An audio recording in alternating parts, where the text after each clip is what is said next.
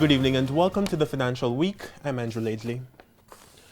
Now, while some businesses are making plans to reboot in the post-COVID-19 period, at least one inbound tourism operator is indicating that his business is likely to suffer even after the pandemic is over.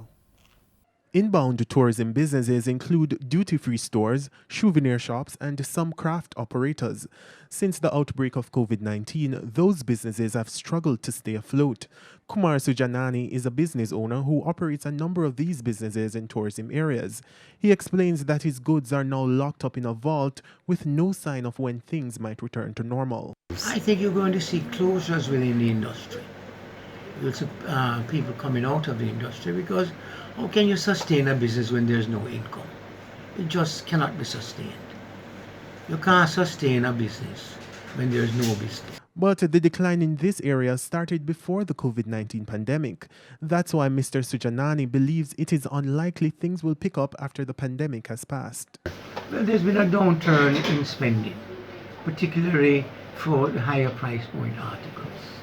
The appetite for that sort of merchandise has diminished considerably over the years. It's not like 5 or 10 years ago. The business has been on a downturn for the jewelry industry, high-end watches, and so on.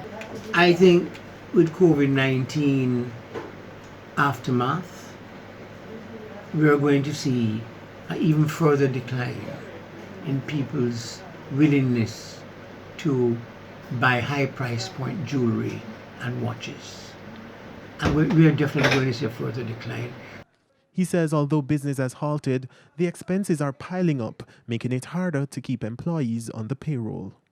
Maintain a skeleton staff to oversee the day-to-day operations, light bills, taxes, various things like that.